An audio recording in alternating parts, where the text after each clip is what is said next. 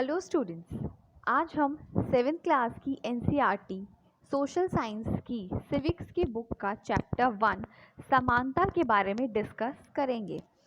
हम इस चैप्टर में जो भी इसके इम्पॉर्टेंट की पॉइंट्स हैं समानता से रिलेटेड उसके बारे में जानेंगे और उसके बारे में डिस्कस करेंगे कि इसमें क्या क्या चीज़ें समझाई गई हैं और बताई गई हैं। सबसे पहले यहाँ पे हम इसमें देखते हैं कि हम इस चैप्टर में क्या पढ़ेंगे। समानता क्या होती है? समानता की लोकतंत्र में मुख्य विशेषता है और यह कैसे इसकी जो कार्यप्रणाली है वो कैसे प्रभावित करती है ये हम देखेंगे। और हम ये जानेंगे समानता के बारे में कि ये लोकतंत्र के लिए इतनी आवश्यक क्यों है और क्या ये भारत में सब लोगों के लिए समान है या नहीं है।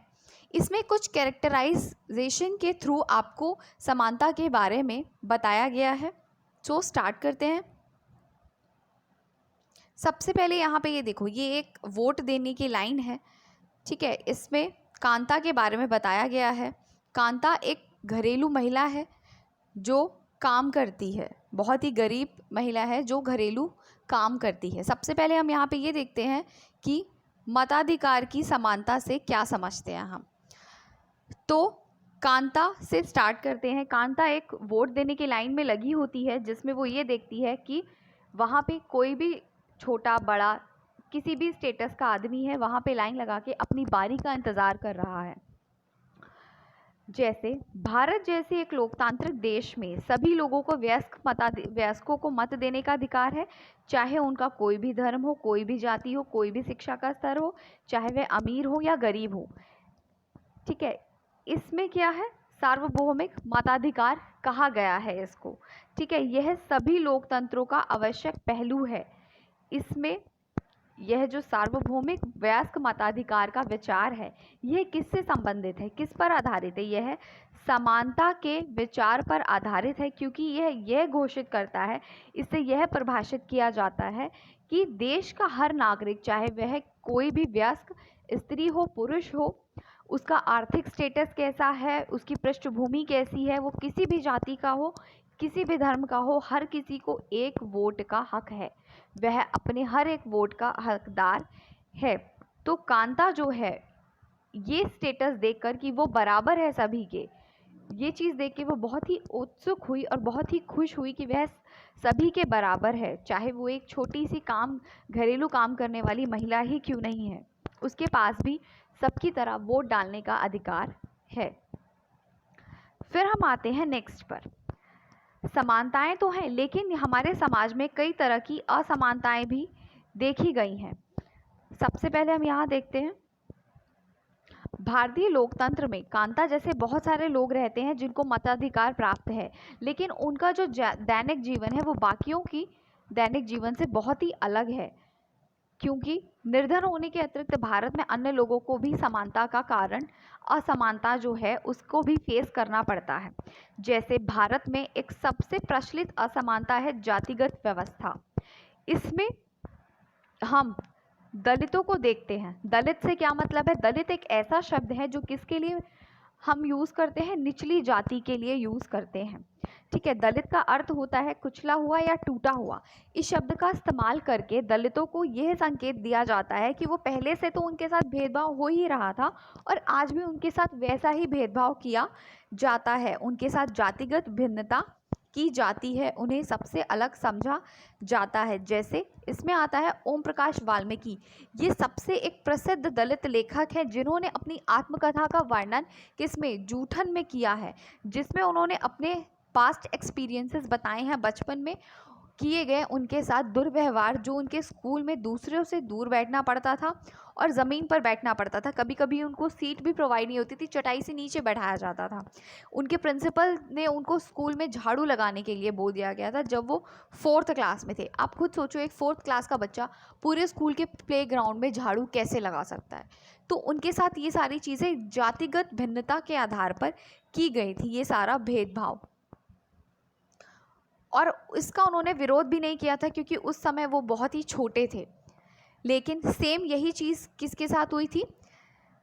श्री और श्रीमती अंसारी के साथ भी सेम चीज़ हुआ था। उनको भी उनकी जातिगत धर्म के हिसाब से उनको रूम देने से मना कर दिया गया था। कई जगह उनको रूम नहीं मिला था। फिर उन्होंने एक प्रॉपर्टी डीलर की हेल्प ली। प्रॉपर्टी डीलर ने उन्हें ये बोला कि आप अपना सरनेम चेंज कर लीजिए। उन्होंने ये चीज़, उनको ये बहुत ख़राब लगी, उनको ये बहुत आहत हुआ कि हमें हमारे जातिगत भेदभाव के कारण घर मकान नहीं मिल रहा है, जबकि उनके पास पैसे की कोई कमी नहीं है, फिर भी उनको घर प्रोवाइड नहीं कराया गया।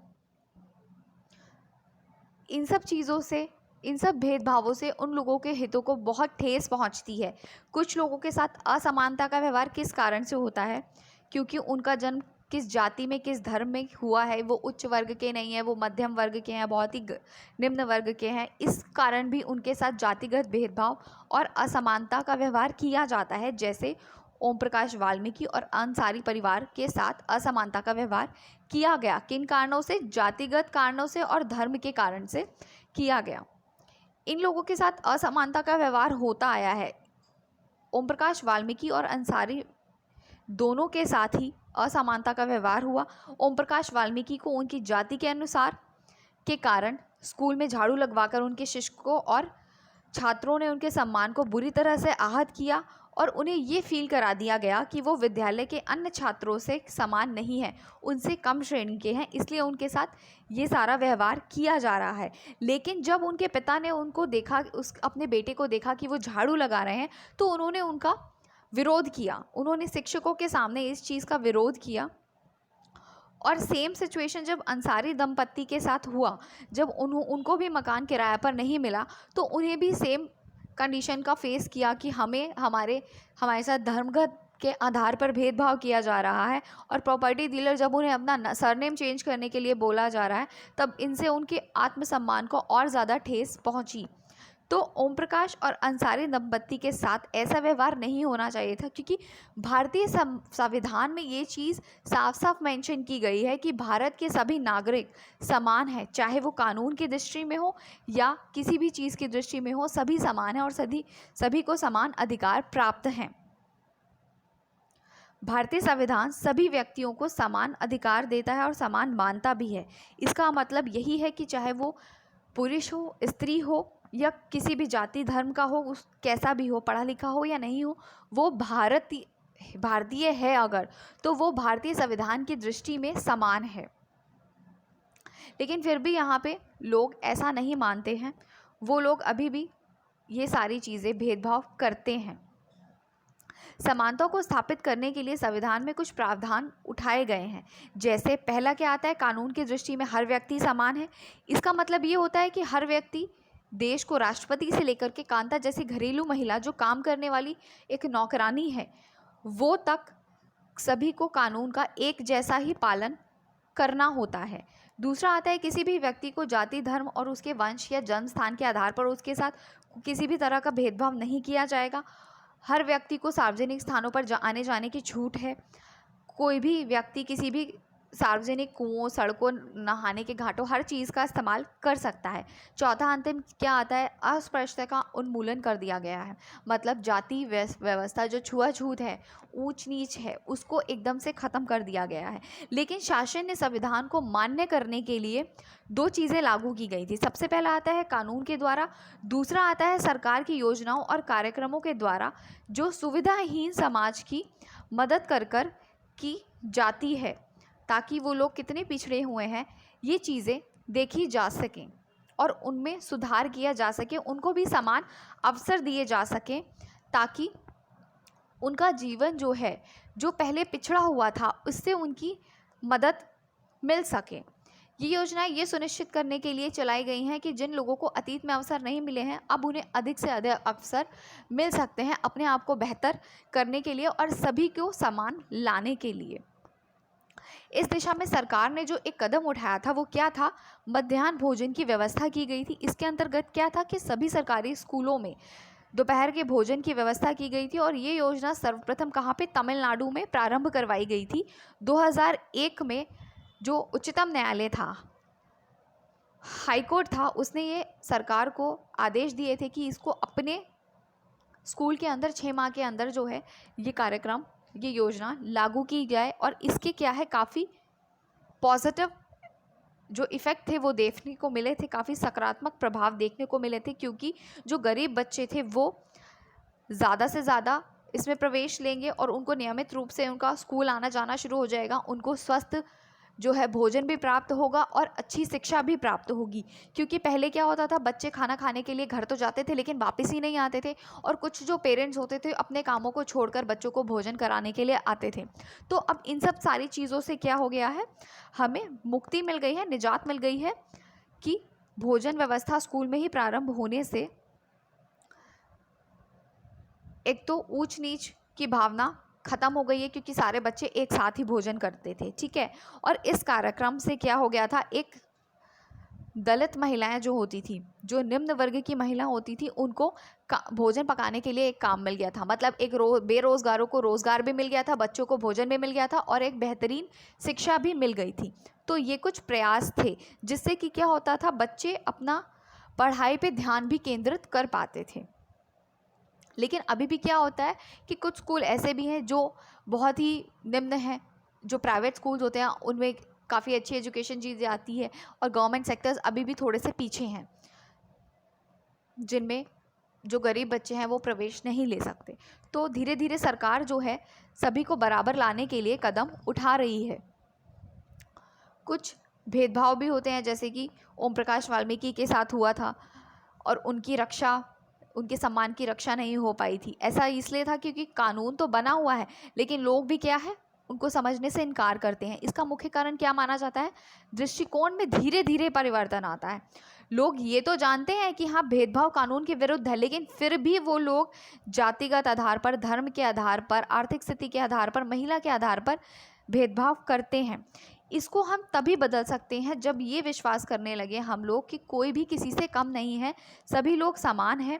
और ये जो है प्रजातंत्रीय समाज में समानता स्थापित करने के लिए हमें एक सतत संघर्ष करना पड़ेगा, जिससे कि ये जातिगत भेदभाव मिट सकता है। ये इंडिया में ही नहीं है, विश्व में भी काफ़ी इसमें भेदभाव होता है। जैसे कि यूएसए में जो है अफ्रीकी अमेरिकन लोगों के साथ होता है। वो लोग पूर्वज से ही गुलाम थे, लेकिन फिर भी उनको असमानता का उनके साथ व्यवहार किया जाता था। 1950 में भी उनके लिए काफ़ी आंदोलन चलाए गए थे, उनके समान अधिकार को लेते हुए।